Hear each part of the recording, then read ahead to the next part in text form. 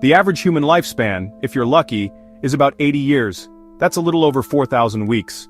When you hear that number, does it feel like a lot of time, or a shockingly, terrifyingly small amount?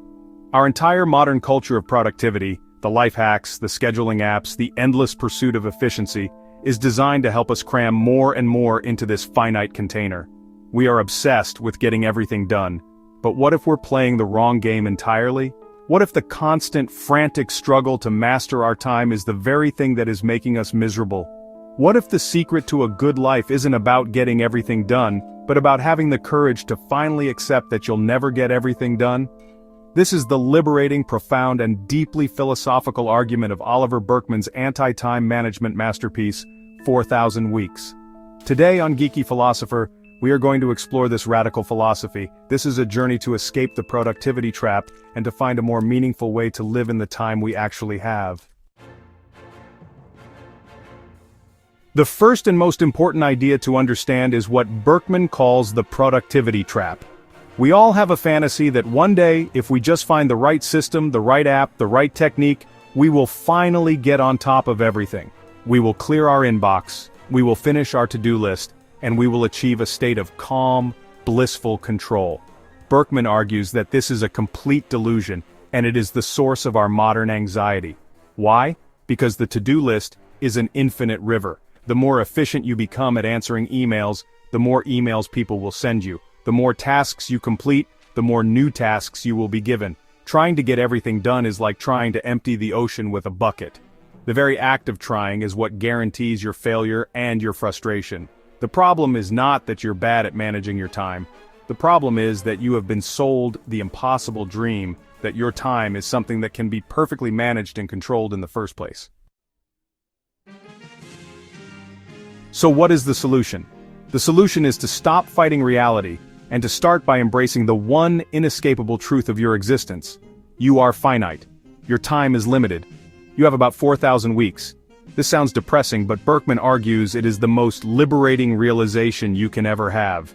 When you finally, truly accept that you cannot do everything, you are finally free to choose the few things that truly matter. The pressure to do it all disappears. The anxiety of trying to optimize every second of your day begins to fade. You are no longer judged by the impossible standard of a perfectly productive, infinitely capable machine. You are allowed to be a human with a short, precious, and beautiful life. Confronting your finitude is not a message of despair, it is the necessary first step toward a life of meaning and intention. This acceptance of our finitude leads to a powerful mindset shift. We live in a culture of FOMO, the fear of missing out. We are terrified of closing doors, of making the wrong choice, of missing some amazing experience that other people are having. The antidote to this, Burkeman suggests, is the joy of missing out, or JOMO. JOMO is the empowering and peaceful realization that in order to live a meaningful life, you will have to miss out on almost everything. Every choice you make is an act of sacrifice. When you choose to spend a year mastering a new skill, you are choosing to not spend that year traveling the world. When you choose to have a quiet night in with your family, you are choosing to not be at that cool party. A life of meaning is defined not by all the things we manage to do, but by the vast and countless number of things we have the courage to consciously not do. JOMO is the feeling of relief that comes from making a clear, decisive choice, and then letting go of all the other possibilities. It is the joy of committing to your small, chosen slice of life. One of the sneakiest ways we try to escape the reality of our limited time is by living in the future. We fall into what Burkeman calls the when I trap. You know how it goes? When I finally get my inbox to 0, then I'll be able to relax. When I finally get that promotion, then I'll have time for my family. When I finally finish this project, then I'll start living the life I really want. We treat the present moment not as life itself, but as a stressful dress rehearsal for a future life of peace and fulfillment that will magically begin at some later date. But that date never arrives. The inbox always refills. There is always another promotion to chase, there is always another project. The when I trap is a recipe for never actually living your life at all. The 4,000 weeks are ticking by right now. The only time you ever have is this present moment. The great challenge is to learn how to inhabit it, with all its imperfections and unfinished tasks, instead of constantly trying to escape into an imaginary future.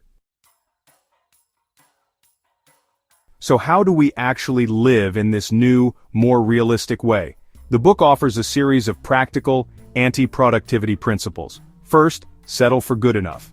Instead of trying to optimize everything, choose a few areas of your life where you want to excel, and be content with good enough in the rest. Second, have a fixed volume of projects. Decide that you will only ever have, say, 3 active projects at any one time. To start a new one, you have to finish or abandon an old one.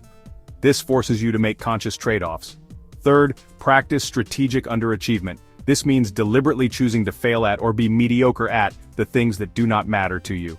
And finally, embrace boredom and the value of doing nothing.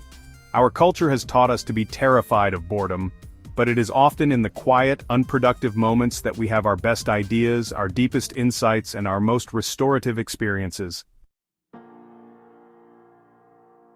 4,000 Weeks is not a book about giving up or being lazy. It is a profound and powerful call to wake up.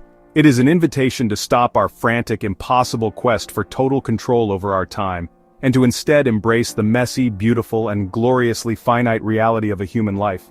It's a book that gives you permission to not answer every email, permission to have a messy, incomplete to-do list, permission to choose depth over breadth, permission to be a finite, limited, and ultimately more present and peaceful human being.